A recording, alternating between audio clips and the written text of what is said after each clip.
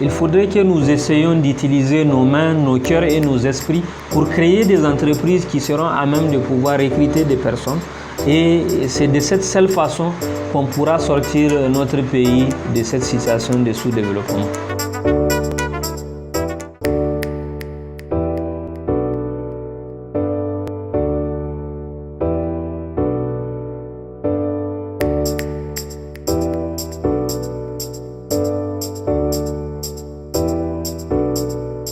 Mon nom est Issoufou Abdelkader, je suis ingénieur agronome, le directeur général de Agri Innove Inspire, qui est une entreprise d'incubation, de formation de jeunes en agro-business. Et je suis aussi doctorant et enseignant vacataire à l'Université Abdou-Moune de Niamey et au Centre Songhai au Bénin à Porto-Novo.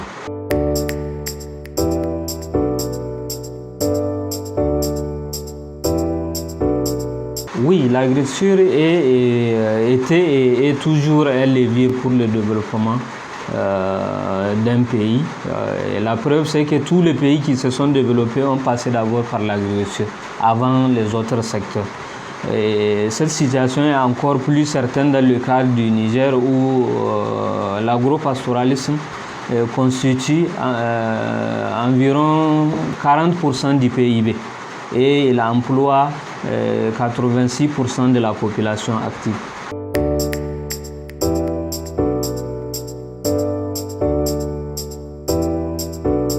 L'agriculture nigérienne fait face aux défis suivants. Le premier défi, à mon avis, c'est les défis liés à la modernisation. L'agriculture et l'élevage sont toujours jusque-là des activités qui demeurent des substances.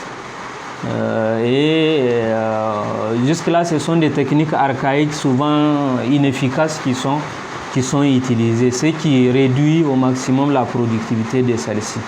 L'autre défi, c'est les défis liés au changement climatique. On a une agriculture qui est largement dépendante du climat, notamment la pluviométrie, et qui n'est disponible que 3 mois sur 12. Et une production de 3 mois ne peut pas couvrir les besoins d'un ménage pendant 12 mois. Le troisième défi, à mon avis, c'est celui des ressources humaines. Les producteurs sont très souvent encadrés par des techniciens qui ne connaissent pratiquement que la théorie de ce qu'ils sont censés donner comme encadrement. Il n'y a pas de pratique et ça fait qu'ils ne transmettent pas véritablement les informations qu'il faut aux producteurs.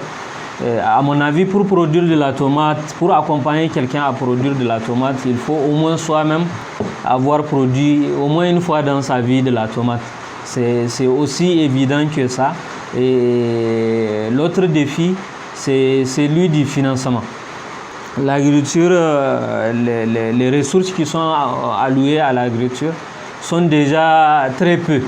Et c'est dans ce peu que la grande partie de ces ressources est beaucoup plus consacrée au fonctionnement, c'est-à-dire la prise en charge des personnels, les véhicules et tout ce qui s'ensuit à la place des activités, c'est-à-dire ce qui va aller directement au niveau du producteur.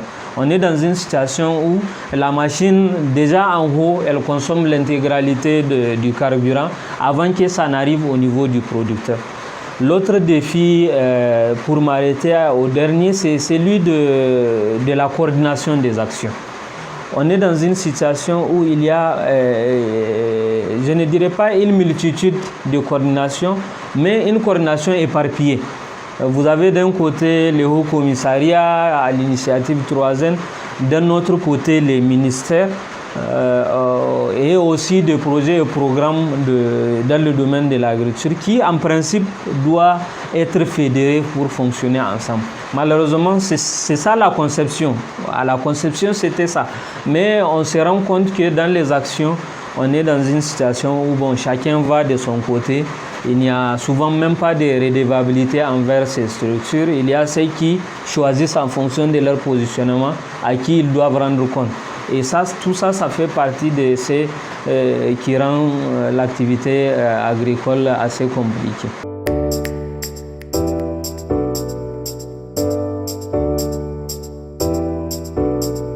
Pour amener la jeunesse nigérienne à s'intéresser à l'agriculture, à mon avis, les premières pistes doivent être d'abord la modernisation de l'agriculture. C'est-à-dire qu'il faut que les jeunes, pour qu'ils puissent vraiment s'intéresser à l'agriculture, il faut qu'elle change de visage. Et ces changements de visage, à mon avis, passent par l'utilisation des TIC dans le domaine de l'agriculture. Il passe aussi par le développement des technologies qui sont assez modernes, qui n'est plus l'agriculture comme on l'a connue aux anciens temps. Et ensuite, l'accompagnement. Il faut que ces jeunes soient techniquement accompagnés, financièrement et matériellement, pour qu'on s'assure qu'ils seront intéressés par cette agriculture qui est, à mon avis, la piste pour même ceux qui n'ont pas eu d'emploi. C'est-à-dire que la reconversion dans le domaine de l'agriculture est beaucoup plus aisée que quand la personne va vouloir faire autre chose. Parce que là, on a grandi dedans, on a vécu dedans, c'est beaucoup plus simple à apprendre et tout.